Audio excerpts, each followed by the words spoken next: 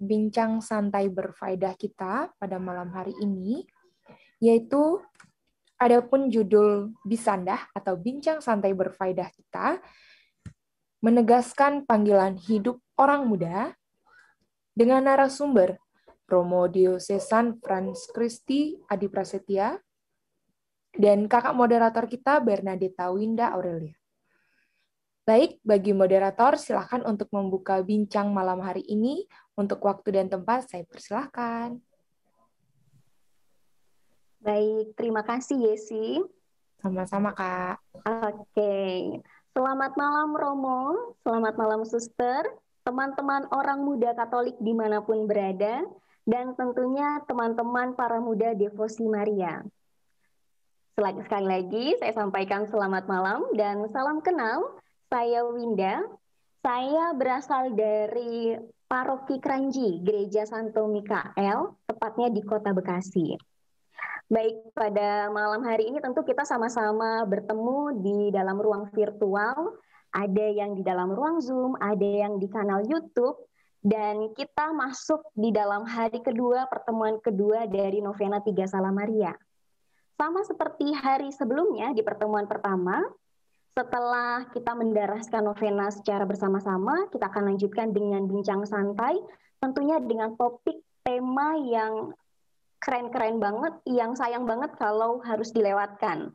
Jadi kita tentunya harus ikutin terus sampai nanti novena di hari yang ke-9. Nah, tadi sudah disampaikan oleh Yesi bahwa hari ini topik kita adalah menegaskan panggilan hidup orang muda.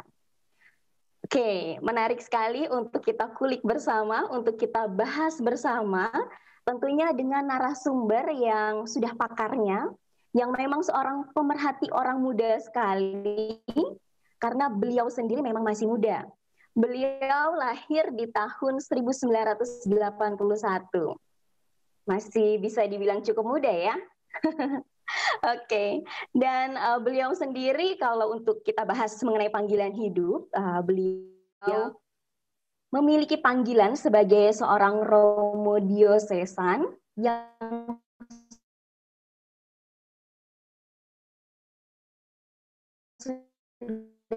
ditabiskan, tepatnya Romo ini sebenarnya sudah memiliki panggilan sejak kapan ya? Sepertinya sih sudah sejak muda, karena sejak SMA, Romo sudah menduduki bangku sebagai calon Romo di SMA Seminari Mertoyudan Magelang. Kemudian tidak berhenti di sana, masih lanjut studinya di S1 Universitas Sanata Dharma. Lanjut lagi S2 Universitas Sanata Dharma juga. Dan mungkin masih akan lanjut S3 dan SS lainnya gitu ya. Nanti kita tanya. Oke, beliau sendiri sebagai seorang pemerhati orang muda sekali, karena memang sejak di tahun 2014 sampai dengan 2021 menjabat sebagai Ketua Komisi Kepemudaan Keuskupan Purwokerto. Dan dibarengi juga nih di tahun 2016 sampai 2021 juga sebagai Koordinator Ketua Komisi Kepemudaan se-Regio Jawa. Dan tentunya didampingi juga dengan tugas beliau yang mengajar sebagai dosen dan sebagai tugas-tugas karya-karya yang lainnya.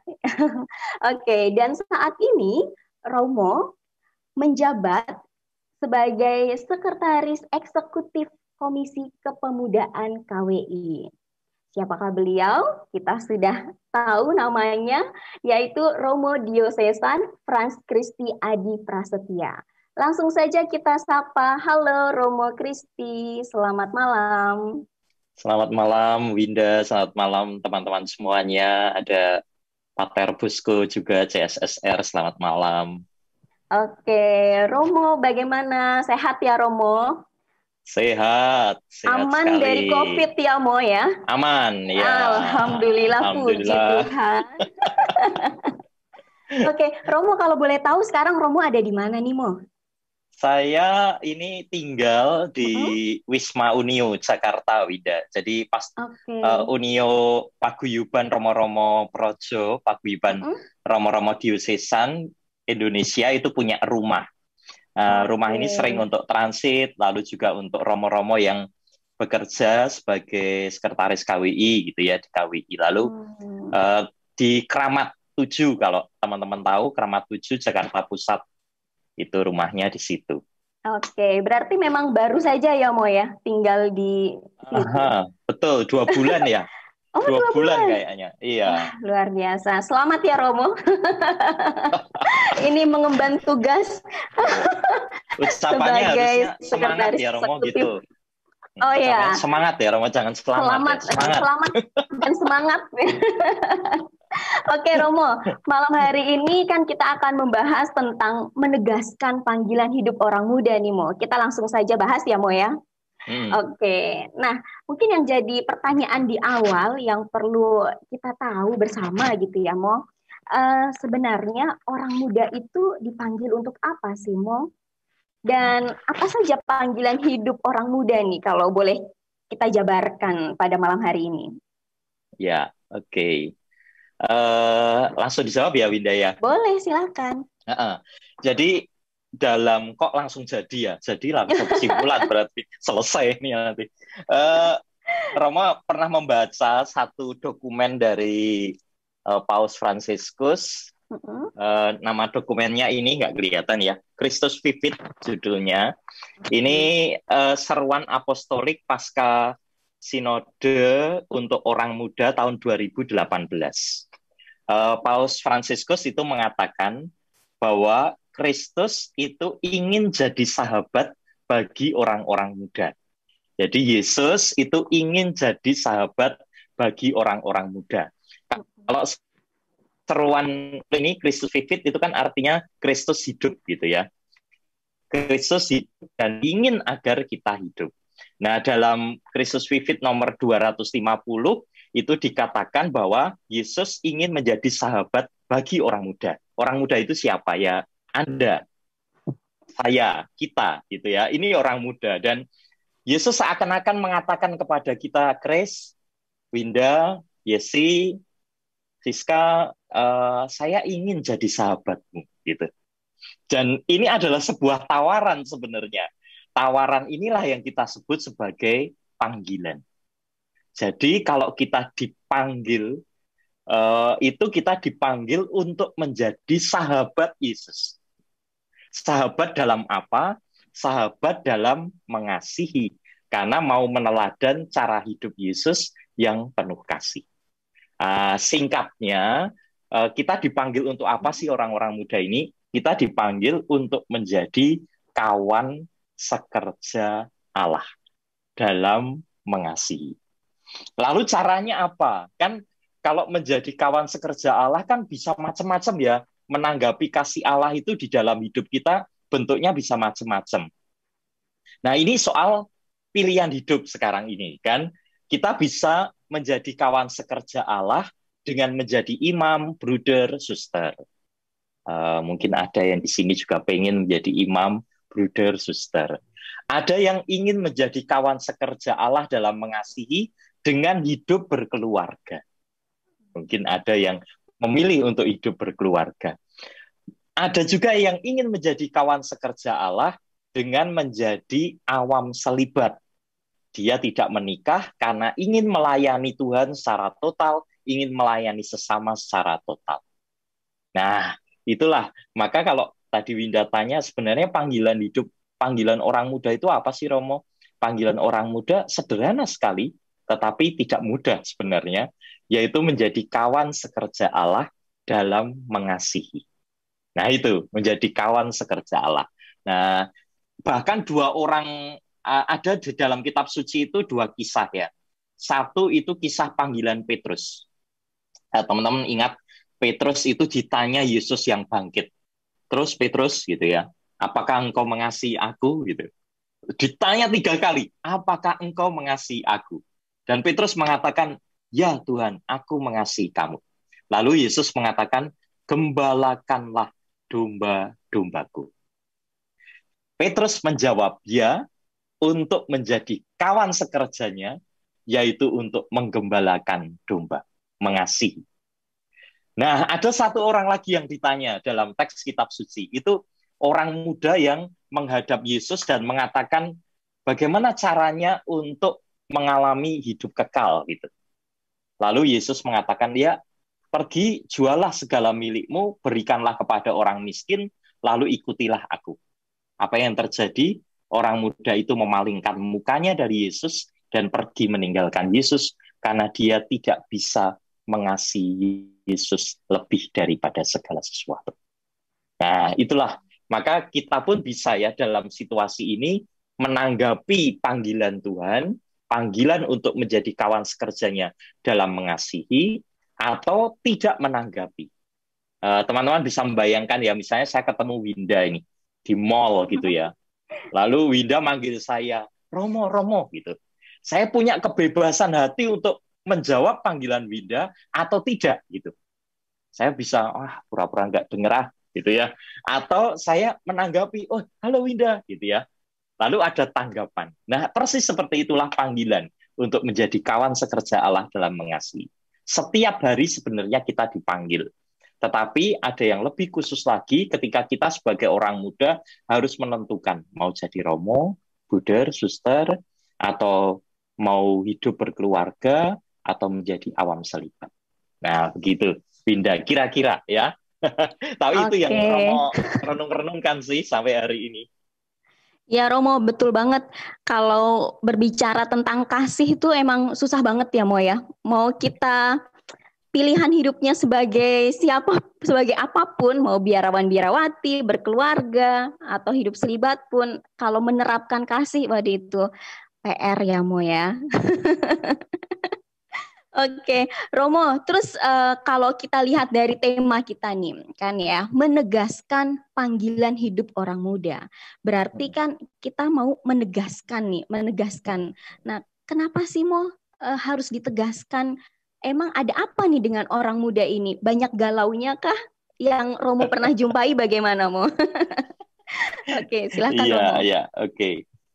Yang jelas saya pernah muda gitu ya, dan sampai sekarang pun masih merasa muda, dan seringkali merasa dihadapkan dengan berbagai macam pilihan gitu. Apalagi kalau teman-teman yang punya pacar nih, kalau tanya pacarmu kita mau makan apa gitu ya, itu bingung mau makan apa gitu. Makan siapa mungkin malah lebih gampang ya. Makan apa ini loh, makan apa gitu. Kalau mau makan ayam goreng yang mana nih? McD atau KFC nih? Gitu. Banyak pilihan loh. Lalu kalau kita buka lemari pakaian misalnya ya, hari ini outfit saya apa ya? Milih lagi gitu. Ada banyak pilihan dan orang muda itu punya banyak pilihan. Saya merasakan semakin saya bertambah usia, pilihan-pilihan itu semakin sedikit. Tetapi orang muda itu punya banyak pilihan. Bahkan ketika dia membuka gadgetnya gitu, dia punya banyak pilihan aplikasi di dalam gadget itu. Mana yang saya mau buka dan saya pilih. Nah, itulah pentingnya penegasan. Ketika saya bisa memutuskan untuk memilih sesuatu. Dan ketika kita semakin dewasa, pilihan hidup kita itu sangat penting dan perlu. Bagaimana mungkin ketika kita semakin dewasa, kita tidak pernah punya pilihan hidup. Saya mau memilih jadi apa? Saya punya tujuan hidup apa? Kalau tujuan hidup saya menjadi kawan sekerja Allah dalam mengasihi, maka itu harus saya buat di dalam kehidupan saya. Apapun nantinya pilihan hidup saya. Karena itu kan tujuannya. Pilihan hidupnya sebagai imam, sebagai orang yang berkeluarga, itu sarana untuk sampai pada tujuan hidup yang utama. Tetapi kenapa kalau tadi Winda tanya, kenapa sih kok orang muda perlu menegaskan? Iya, karena kita berhadapan dengan banyak pilihan. Bahkan ini malam minggu ini ada 29 orang termasuk saya yang ikut kegiatan ini. Malam minggu, bayangkan.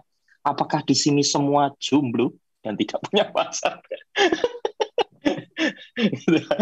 Apakah masih bingung untuk memilih, atau akhirnya saya memilih nih, prioritas saya sekarang adalah novena 3 kali Salam Maria. Ini bagus. Ini aduh ya, komen dengan emoticon.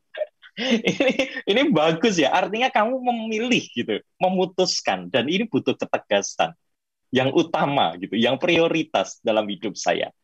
Nah, makanya orang-orang muda ini saya selalu mengatakan harus berani menegaskan gitu. berani menegaskan. Nah, dasarnya apa? Ketika kita mau menegaskan sesuatu, dasarnya adalah panggilan Yesus untuk kita, yaitu untuk menjadi kawan sekerjanya dalam mengasihi Dia. Setiap pilihan hidup kita diarahkan kepada itu, karena itu tujuan utamanya. Demi kemuliaan namanya, demi cinta kasihnya kepada kita, itu tujuan utamanya. Nah, pilihan-pilihan hidup itu, mana yang lebih mengarahkan hidup saya kepada Dia? Misalnya ya, ini contoh mudah ya. Ya seperti ini misalnya. Saya mau ikut doa atau saya mau mengerjakan tugas misalnya. Pertanyaannya adalah, tugas itu tidak pernah diberikan mepet waktunya. Misalnya memberi tugas kuliah, saya memberi tugas kuliah. Harus 1 jam ini harus dikumpulkan. Tidak. Biasanya akan dikumpulkan untuk misalnya besok gitu. Nah, kita lalu tahu mana ya prioritas yang lebih utama. Oh, saya bisa ikut dulu novena 3 kali Salam Maria. Dan ketika saya ikut novena 3 kali Salam Maria, saya tahu saya nanti akan mengerjakan tugas pada jam lain. Gitu. Nah, menimbang-nimbang inilah yang perlu dilakukan oleh orang muda sebelum dia membuat penegasan. Nama menimbang-nimbang ini dalam bahasa Latin itu disebut discretio. Dalam bahasa Indonesia, diskresi. Kalau dalam bahasa yang lebih mudah lagi, yo ayo kita mau hening untuk mendengarkan Tuhan berkehendak apa. Nah, dasarnya apa? Dasarnya tetap kembali untuk menjadi kawan sekerja Dia dalam mengasihi. Itu, makanya kita butuh penegasan karena banyak pilihan yang dihadapkan kepada orang-orang muda. Begitu, Winda. Terima kasih, Romo. Nah, tidak hanya saya yang bisa bertanya kepada Romo, tapi teman-teman semuanya juga boleh. Silahkan chat di kolom komentar Zoom atau lewat kanal YouTube, chat di live komen ya. Silahkan. Atau bisa juga nanti saya persilahkan kalau mau ada penanya langsung ya. Boleh ya, Romo ya? Boleh sekali. Oke.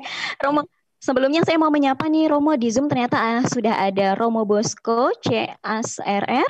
Halo Romo, selamat malam. Oke, kemudian ada Romo Wilfidus Ngala, CICM gitu ya? Atau CICM? CICM. Oh, oke, terima kasih Romo.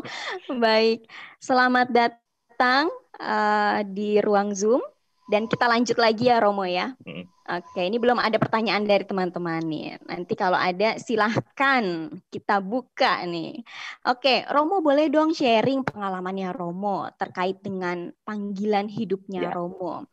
Bagaimana sih awal mula Romo itu bisa tahu kalau itu tuh panggilan dari Tuhan gitu untuk menjadi Romo. Itu gimana ceritanya, awal mulanya bagaimana Romo? Iya, Winda, ini pertanyaan yang bagus ya. Ini nanti Romo Bosco dan Romo Wilfridus Ngala bisa ikut sharing ya. Betul, boleh. Saya ingat ketika saya masih kecil, TK gitu ya, TK, SD kelas 1 gitu. Kalau guru bertanya, siapa yang pengen jadi Romo gitu, karena itu sekolah Katolik ya. Saya itu selalu tunjuk jari yang pertama. Wah, saya gitu. Lalu guru-guru semuanya, wah ini Kristi besok akan jadi Romo nih. Kristi akan jadi Romo nih. Padahal kenapa saya mengatakan pengen jadi Romo? Karena pribadi atau figur seorang pastor, Romo, Pater, Padre, itu begitu dekat dengan keluarga. Jadi dulu Romo-Romo di paroki saya, itu paroki Purworejo di Keuskupan Purwokerto, itu sering berkunjung ke rumah gitu ya. Jadi kalau mau ke stasi atau pulang dari stasi, mereka mampir ke rumah saya gitu ya. Dan dekat dengan keluarga. Saya masih ingat persis setiap kali Romo mau pulang itu memberikan berkat untuk keluarga. Kami semua berlutut gitu ya. Waktu itu saya 6 bersaudara, saya anak ke-6.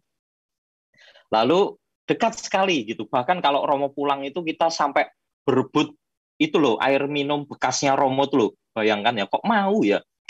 Jangan itu. Kok mau? Mungkin karena sepertinya ini Tuhan yang datang gitu ya. Jadi orang kudus yang datang gitu. Lalu kita berebut gitu. Kami 6 bersaudara, 5 itu laki-laki ya. satu cewek gitu. Nah, lalu kenapa juga dekat kami dengan pastor atau figur Romo? Karena ada dua kakak saya yang juga masuk ke seminari. Jadi saya tahu sejak saya kecil, kakak saya nomor 1 dan nomor 3 itu masuk seminari menengah Mertoyudan. Maka gambaran figur Romo itu bukan sesuatu yang asing gitu, bukan sesuatu yang asing. Nah, itu kecil, ketika kecil. Semakin saya bertambah usia, saya semakin tahu bahwa ada pilihan-pilihan hidup yang lain gitu ya. Ada semakin banyak profesi-profesi yang lain dalam tanda kutip gitu. Maka itu semua hilang, mulai hilang. Saya mulai, wah pengen jadi dokter, waduh pengen jadi pemain sepak bola gitu ya. Wah pengen jadi itu gitaris itu kayaknya asik gitu ya. Wah pengen jadi vokalis pemain band gitu ya. Jadi muncul semua pilihan-pilihan itu semakin banyak gitu. Dan pilihan untuk menjadi imam itu semakin terkubur. Tetapi ada satu momen di mana saya itu merasa begitu dekat dengan Bunda Maria ketika ibu itu ketika saya kelas 3 SD, itu ibu ditinggal dalam tanda kutip, ditinggal bapak saya untuk bertugas kerja di luar kota, bahkan luar pulau. Dan ibu tidak bisa ikut karena harus menemani anak-anak yang sudah di sekolah di Jawa Tengah. Dalam situasi kekalutan itu saya tahu betul, karena saya yang melihat ya, kadang kalau saya bangun malam-malam, saya melihat ibu saya itu ada di dapur, lampunya gelap gitu, menangis gitu. Saya tahu itu tidak mudah untuk ibu, tidak mudah. Dan proses ini cukup lama ya, beberapa bulan gitu. Nah, ibu mulai bangkit ketika dia setiap kali itu setelah habis menangis gitu ya, lalu kemudian mengambil rosario itu dan berdoa di depan patung Bunda Maria. Dan siapa yang diajak dia untuk ikut rosario? Saya. Karena saya masih kecil. Ketika masih kecil saya tidak punya pilihan lain untuk ya ikut ibu gitu ya. Lalu saya berdoa rosario bersama ibu. Lalu pengalaman lain adalah ibu selalu misa pagi, misa harian, setiap hari setelah itu. Dan saya melihat betul bagaimana semangat dia bangkit dan dia merasa kuat, berani untuk menghadapi situasi sulit ketika bapak itu harus bertugas kerja di luar pulau. Pulang itu hanya 4 bulan sekali, 6 bulan sekali gitu ya. Nah, misa pagi itu siapa yang diajak? Saya lagi yang diajak gitu ya. Jadi sejak kelas 3 SD sampai kelas 3 SMP itu saya selalu ikut. Sebenarnya kelas 3 SD sampai kelas 6 itu saya selalu berangkat bersama ibu. Kelas 1 SMP sampai kelas 3 SMP saya mulai berangkat sendiri. Saya ingat kami dulu naik sepeda. Saya pakai sepeda yang kecil itu BMX, ibu pakai sepeda jengki kalau bahasa Jawa gitu ya, agak tinggi itu. Wah, ini balapan itu sampai orang-orang di pasar itu bilang, Bu, sudah ngalah sama anaknya gitu ya. Tapi itu pengalaman yang mengesan sekali karena saat itu saya kemudian selalu berada di dekat Romo karena saya bertugas sebagai putra altar. Maka meskipun keinginan itu mulai terkubur, saya baru mulai menyadari bahwa sebenarnya pengalaman-pengalaman kedekatan itu telah dibuat mungkin oleh Tuhan, dikehendaki oleh Tuhan supaya saya tidak lari gitu ya. Artinya saya merasa betul, saya ternyata tidak bisa berkelit nih, gitu ya. Saya nggak bisa melarikan diri ternyata gitu. Bahkan kelas 3 SMP itu, ketika saya sudah tidak ingin masuk seminari, teman-teman dekat saya itu ingin masuk seminari. Saya punya geng gitu ya. Gengnya 7 orang, itu 6 orang itu pengen masuk seminari semua. Lalu kami datang ke Bruder, waktu itu sekolah kami di pemiliknya adalah Bruder Caritas. Kami datang ke sana, Bruder memberi formulir dan sisa 1 formulirnya. Lalu diberikan ke saya. Lalu saya terima karena Bruder mengatakan, Chris, coba kamu isilah, coba saja dicoba. Lalu saya ikut mengisi. Setelah dikumpulkan saya ikut tes gitu. Dan teman-teman yang lain dari 7 hanya 2 yang diterima. 1 teman saya yang sekarang sudah mengundurkan diri dan 1 itu adalah saya. Saat itu saya juga heran ya, ibu sampai tanya, loh, kamu kok bisa diterima gitu. Padahal kan kamu sebenarnya nggak ingin gitu. Lah kamu pasti wawancara kamu ditanya bagaimana gitu. Saya jawabnya ya tidak jawab coba-coba Bu gitu ya. Maksud saya jawab coba-coba ya. Saya nggak jawab coba-coba gitu. Nah, ketika ditanya saya bilang, oh saya pengen seperti Romo Mangun gitu. Saya pengen seperti Romo Mangun, Wangun Wijaya waktu itu saya sering dengar gitu ya. Saya pengen seperti Romo Mangun gitu. Nah itu pengalaman saat itu. Nah saya mengatakan ini adalah keberanian untuk bermimpi pertama-tama. Punya mimpi gitu. Punya mimpi. Itu yang pertama. Lalu yang setelah punya mimpi, lalu berani untuk melangkah. Nah, ketika saya mengatakan kepada Ibu, kalau saya memang diterima, saya akan jalani ini dengan sepenuh hati. Tetapi kalau tidak, saya juga akan senang-senang saja, karena memang bukan itu pertama-tama yang ingin menjadi tujuan saya. Nah, saya kemudian melangkah gitu ya. Ketika saya kemudian masuk seminari, diantar Ibu, bawa ember, bawa hanger gitu ya, diwadahi ember itu naik bis gitu. Lalu, kok kamu nggak nangis sih? Wah, saya nggak nangis ya, karena nggak tahu ya, mungkin senang juga karena selama berapa tahun bersama dengan keluarga, saya sekarang bisa hidup sendiri gitu ya. Ada rasa senang gitu, tapi berani melangkah. Melangkahkan kaki. Nah, yang terakhir, yang ini proses panjang. 12 tahun perjalanan formasi menjadi imam itu. 4 tahun di Seminari Menengah Mertoidan, 1 tahun di Taun Rohani, lalu 7 tahun di Seminari Tinggi. Ditabiskan saya umur 28 tahun. Keberanian untuk hening, mendengar, menimbang-nimbang, itu menjadi bagian dari pengalaman pemantapan panggilan. Maka kalau Winda tanya, kapan Romo merasa yakin? Kapan ya? Saya nggak bisa tahu nih, kapan saya merasa yakin. Karena dalam perjalanan yang panjang itu, saya merasakan betul di dalam pengalaman keheningan itu, pengalaman terus dibimbing untuk semakin dekat gitu. Ada saat-saat di mana saya sungguh mengalami, ini saya nggak dipanggil nih. Saya ingat persis ketika tahun 2005 kakak saya itu meninggal, yang nomor 4, kecelakaan. Saya sampai protes kepada Tuhan, saya benci sekali pada Tuhan. Tuhan, saya itu mau jadi Romo loh, saya mau jadi pelayanmu loh, saya mempersembahkan hidup saya untukmu loh. Kok kamu mengambil orang yang sangat saya cintai? Saya marah betul. Saya sudah mau memutuskan untuk keluar. Tetapi ketika itu saya ingat ada retret sebelum naik tingkat gitu ya.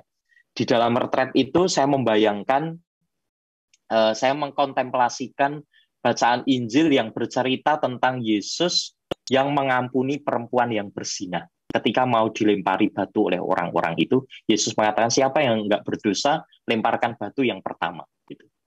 Nah, saya ingat, saya itu membayangkan, mengkontemplasikan, saya itu bukan jadi Yesus, bukan jadi perempuan yang berzina, saya itu jadi orang-orang ahli Taurat dan pemuka Yahudi yang bawa batu itu. Lalu ketika disuruh lempar, yang saya lempar bukan perempuan yang berzina, tapi yang saya lempar Yesus. Saya lempar. Itu dalam kontemplasi saya. Nah, saya ceritakan kepada pembimbing retret. Lalu pembimbing retret itu mengatakan, Grace, imajinasimu tuh liar gitu ya, imajinasimu tuh liar gitu. Lalu dia tanya, baru mengolah, oh ternyata kamu punya pengalaman duka seperti ini. Gitu. Maka Winda dan teman-teman semuanya, pengalaman perjalanan panggilan saya itu bukan pengalaman yang luar biasa dalam arti saya itu dipilih karena saya pribadi yang sempurna, tidak. Tetapi ini semua karena belas kasih Tuhan. Karena Tuhan mencintai saya. Tuhan tidak membalas ketika saya membenci dia. Tuhan tidak membalas ketika saya melempar dia dengan batu. Tuhan masih memberikan kepada saya kesempatan demi kesempatan untuk tetap mengalami kebahagiaan karena begitu dekat dengan dia menjadi kawan sekerja. Maka sampai saat ini saya merasa yakin gitu ya, dalam tanda kutip merasa yakin, pengalaman dikasih inilah yang membuat saya itu tetap bertahan. Pengalaman dikasih inilah yang juga membuat saya terus-menerus dipanggil untuk menjadi kawan sekerjanya. Maka saya tidak capek ketika saya itu bertugas atau melayani umat. saya menjadi pastor paroki berarti 3 tahun ditambah 2 tahun, 5 tahun, 6 tahun, sorry, 6 tahun menjadi pastor paroki itu sudah dengan ketua komisi kepemudaan, dan saya merasakan betul, saya menemukan sukacita dan kegembiraan justru ketika bisa melayani umat, gitu, melayani orang muda, menemani orang muda, dan saya merasa yakin ini bukan karena kehebatan, bukan, tetapi justru karena pengalaman kasih Allah yang begitu besar. Maka capek itu menjadi membahagiakan ketika melayani umat, capek yang membahagiakan. Karena di situ ada hati, gitu ya, ada cinta, ada hati. Tetapi kalau saya capek karena hobi-hobi saya yang tidak penting, gitu ya, tidak perlu, itu seharian nonton film misalnya, serial, gitu ya. Tapi saya jarang nonton drakor ya. Atau capek main sepak bola terus menerus gitu ya, karena saya suka futsal dulu. Rasanya capek itu tidak menggembirakan, tapi ketika capeknya itu karena melayani kok gembira ya, kok seneng ya gitu. Itu sih pengalaman yang saya alami ya. Ini ceritanya memang panjang ya, karena bertahun-tahun ini Win, berarti. Luar biasa Romo, pengalaman hidupnya, pengalaman menerima panggilan Romo, aduh benar-benar patut kita contoh nih, kita ikutin bagaimana bisa menghayati, bagaimana bisa berdiam diri sampai akhirnya menemukan, oh iya ini panggilan hidup saya. Dan ini Romo, ada satu pertanyaan masuk, ini kelanjutannya lagi nih dari Agustinus Jakarta. Bagaimana sih mau memastikan pilihan hidup atau memastikan pilihan dalam menentukan hidup, entah sebagai biarawan, entah berkeluarga atau hidup selibat, karena tidak semua mengalami tanda kutip peristiwa-peristiwa yang mungkin Romo tadi alami gitu. Silakan Romo. Ya, oke. Agustinus ya tadi yang tanya. Pertama, pengalaman-pengalamanmu di dalam ketika menjadi orang Katolik itu kan semakin luas, kamu tahu bahwa ada pilihan panggilan khusus gitu. Tidak hanya hidup berkeluarga, tidak hanya selibat awam, mungkin malah selibat awam kamu jarang dengar ya. Tapi tidak hanya orang itu menanggapi panggilan untuk hidup berkeluarga. Ada pilihan panggilan lain, yaitu menjadi imam, bruder, suster, atau menjadi biarawan, biarawati. Gitu. Nah, keluarga itu memang dulu mengenalkan saya pada pilihan hidup itu, panggilan atau pilihan hidup khusus itu. Tetapi ada keluarga-keluarga yang cuek dengan itu, nanti kan dalam perjalanan waktu akan menemukan sendiri. Gitu.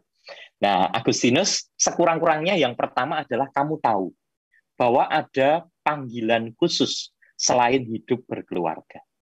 Nah, ketika kamu tahu, kamu bisa mulai menimbang-nimbang, gitu. Kamu mulai menimbang-nimbang, tahu dulu tujuan hidup saya apa. Oh, saya mau menanggapi panggilan Allah menjadi kawan sekerjanya untuk mengasihi. Oh, ternyata ada pilihan nih. Selain hidup berkeluarga, saya bisa memilih menjadi imam, bruder, suster. Nah, menimbang-nimbang inilah yang kita sebut dengan diskresi. Nah, untuk meyakinkan bahwa diskresi atau pembedaan roh itu betul, kita butuh bimbingan. Maka biasanya ada yang kita sebut dengan rekoleksi panggilan. Beberapa komunitas-komunitas religius itu mengadakan rekoleksi panggilan. Nah, dalam rekoleksi panggilan itu kita dibantu untuk mengenalkan secara sungguh nih, apa itu panggilan sebagai religius, apa itu menjadi imam, apa itu menjadi bruder, apa itu menjadi suster. Maka timbang-timbang ini menjadi semakin dekat karena kita kemudian mengenal langsung, oh ternyata menjadi imam seperti ini, menjadi suster seperti ini, menjadi bruder seperti ini. Nah, kalau nggak ada rekoleksi panggilan, bagaimana Romo? Tanya Romomu. Tanya, kalau itu cewek ya tanya suster. Kalau kamu ingin jadi bruder, kamu tanya bruder. Gitu. Minta dibimbing. Maka pertama-tama tentu tidak lalu dengan mudah ya, artinya, saya dipanggil nih menjadi imam. Pasti pertama-tama ada ketertarikan dulu, pasti itu. Dan ketertarikan itu biasanya motivasi dari luar ya, tidak langsung sebuah sukacita, kegembiraan karena saya ingin melayani Tuhan sepenuh hati gitu. Tetapi biasanya luaran. Dulu saya juga begitu kok, luaran kan, melihat figur imam, deket sama Romo, Romo kok minum anggur kok kayaknya enak sekali, bajunya kok bagus sekali ya, kayak penyanyi dangdut gitu ya, apa kinclong gitu ya, kok Romo naik motor keren banget motornya gitu. Gambaran luar semua itu ketertarikannya. Tetapi dalam perjalanan waktu lalu dimurnikan. Maka menurut saya, satu, terbuka pada, ternyata ada panggilan lain selain hidup berkeluarga, yaitu pilihan khusus. Kedua, belajar untuk menimbang-nimbang. Apakah betul saya tertarik untuk menjadi imam Buddha Suster? Atau saya ingin hidup berkeluarga? Lalu menimbang-nimbang ini dibantu dengan bimbingan rohani atau dengan rekoleksi-rekoleksi untuk memantapkan. Kalau saya seperti saya sejak SMP ya, lulus SMP ya, sudah masuk. Ini sudah ada ketertarikan dulu. Tetapi motivasi ini dimurnikan dalam perjalanan waktu ketika saya sudah masuk seminari. Gitu. Itu Agustinus ya. Jadi satu, terbuka, lalu yang kedua itu menimbang-nimbang, berdiskresi, lalu perlu bimbingan rohani atau rekoleksi-rekoleksi gitu. Oke Romo, kita lanjut lagi ke pertanyaan berikutnya. Ini sudah ada yang masuk di chat ruang Zoom ya. Dari Carolus Beni, bagaimana memaknai hidup kita sebagai suatu panggilan hidup? Mengingat kadang kita memilih sesuatu dalam hidup awalnya karena keterpaksaan dan kondisi yang selalu berubah. Nah, itu agak mirip-mirip dengan pertanyaan yang tadi. Terus lanjut lagi. Dan bagaimana bertahan dalam panggilan hidup itu, serta bagaimana cara Romo bertahan dalam menjalani gejolak kehidupan panggilan Romo. Matur suwun. Silahkan Romo. Matur suwun ya. Tahu ini kalau saya orang Jawa Tulen ya. Saya kalau ngomong bahasa Inggris juga bahasa Inggrisnya logat Jawa ya. Javanese English. Nah, baik, terima kasih Beni pertanyaannya. Bagaimana memaknai pilihan hidup kita sebagai suatu panggilan hidup? Maka itu yang tadi saya sebut ya, tujuan itu. Tujuan hidup kita yang utama kan menanggapi panggilannya untuk menjadi kawan sekerja Allah dalam mengasihi. Maka kalau pilihan hidup kita itu membuat kita semakin dekat menjadi kawan sekerjanya dalam mengasihi, berarti itu panggilan hidup. Karena itu tujuan hidup yang utama. Itu tujuan hidup yang utama, yaitu menjadi kawan sekerjanya, memuji dan memuliakan namanya, itu tujuan. Yang lain itu sarana. Maka pilihan hidup kita pun itu sarana untuk menanggapi panggilan hidup kita. Nah, kalau panggilan hidup kita itu benar, saya itu menanggapi menjadi kawan sekerjanya dalam mengasihi, itu pilihan hidup. Itu pilihan hidup.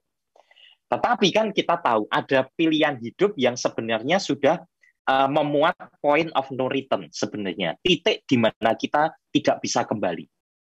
Apalagi kita Katolik. Yaitu pilihan hidup yang tadi saya katakan, Ben. Menjadi imam, brother, suster, atau menjadi suami, atau menjadi istri, atau menjadi awam selibat. Itu sebenarnya dalam Katolik itu point of no return. Titik di mana kita sudah tidak dapat kembali. Nah, pilihan hidup yang sudah kita pilih inilah yang perlu kita perjuangkan terus, bahkan ketika kita mengalami gejolak di dalam kehidupan panggilan. Maka tadi saya sudah men-sharingkan, saya pun mengalami gejolak terus-menerus gitu ya. Bahkan setelah menjadi imam pun nggak selesai, karena ini bukan tujuan. Menjadi imam itu bukan tujuan hidup saya. Tujuan hidup saya kan mengasihi dan melayani Tuhan, menjadi kawan sekerjanya. Maka saya berhasil nih, kalau sampai nanti saya masuk peti, itu saya masih menjadi imam. Gitu. Kalau saya berpikir bahwa ini menjadi imam tujuan saya, selesai, saya ditabiskan, wah sudah selesai nih, gitu ya. Jadi saya mau kembali memilih panggilan hidup yang lain, ya oke-oke aja. Gitu. Maka inilah pengalaman di mana justru pilihan hidup itu terus dimurnikan, kadang diuji dengan berbagai macam gejolak, gitu ya. Pengalaman-pengalaman, mungkin teman-teman juga sering mendengar ya, gimana itu kalau sedang jatuh cinta gitu, apa Romo itu nggak pernah tertarik sama cewek gitu ya, mungkin banyak pertanyaan-pertanyaan itu. dari teman-teman. Ya, saya normal kok, normal ya. Artinya saya juga mengalami jatuh cinta ya. Saya juga mengalami, oh ini cewek ini kok cantik sekali sih gitu ya. Oh ini saya lebih senang, oh ya kadang juga begitu kan. Ketika ada tamu ya saya pilih-pilih lah. Nek Simbah kok ya, mbok yang cewek cantik gitu ya. Gitu. Ya itu pengalaman yang normal gitu ya. Tetapi kan kemudian saya tahu mana yang lebih prioritas, mana yang lebih utama di dalam pelayanan saya, mana yang lebih membutuhkan bantuan saya, mana yang lebih membutuhkan tenaga dan pelayanan saya. Bukan karena soal senang dan tidak senang, nyaman dan tidak nyaman. Itu pengalaman-pengalaman saya yang menurut saya ketika saya mengalami gejolak, diskresi ini muncul. Pembedaan roh ini muncul. Saya semakin dekat dengan Tuhan atau saya semakin jauh dari Tuhan. Begitu Benny. Benny ini saya tahu ini kakaknya Andi ya. Bener ya Ben? Adiknya Romo. Adiknya, sorry. Ini Jakarta ya Ben ya. Romo, wajah memang kadang suka menipu Romo. Halo Benny, adik kelas saya di Sanata Dharma nih. Oh, ternyata. Iya, saya juga kaget ya ketemu di ruang Zoom ini ternyata nih. Oke, mantap sekali Romo. Tetap ya, sudah berkomitmen ya sudah, terus lanjut.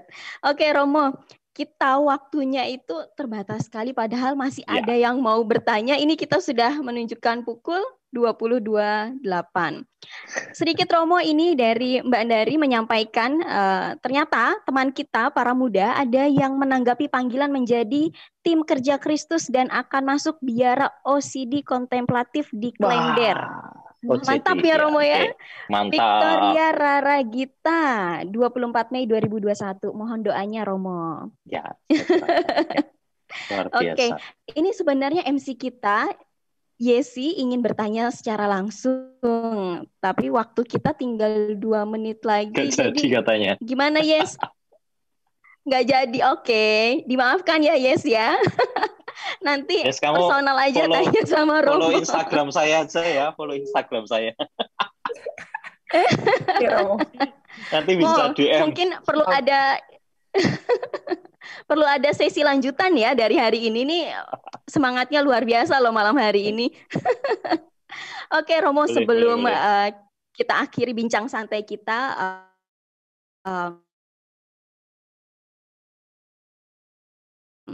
sedikit Romo silahkan sampaikan seperti Romo. Oh ya, sedikit aja ya. Teman-teman, ada 3 tadi yang sebenarnya sudah saya sebut ya. Berani bermimpi, berani melangkah, dan berani untuk hening. Dengan hening itu kita mendengarkan kehendak Allah. Apalagi seperti kita orang-orang muda ini, kita lebih senang, kadang lebih senang keramaian gitu. Ketika berhadapan dengan kesunyian itu kita takut gitu. Nah, maka 3 hal ini penting sekali supaya kita bisa menentukan kemana pilihan hidup kita, kemana panggilan hidup kita. 3, berani bermimpi, berani melangkah, lalu berani hening untuk mendengarkan kehendak Allah. Itu saja sih, 3 itu. Dan kalian semua dipanggil untuk menjadi kawan sekerja Allah. Oke, terima kasih banyak Romo Kristi. Ayo teman-teman semuanya, kita berikan tepuk tangan virtual untuk Romo Kristi. Yeay! Terima kasih banyak Romo. Sudah tepat sekali sekarang jam 8:30, berarti waktu kita berakhir sampai di sini. Selamat bertugas, tetap semangat selalu Romo. Doakan kami orang muda selalu ya Mo ya. Ya. Oke, selanjutnya saya pamit. Saya serahkan acara berikutnya ke MC kita. Silakan Yesi.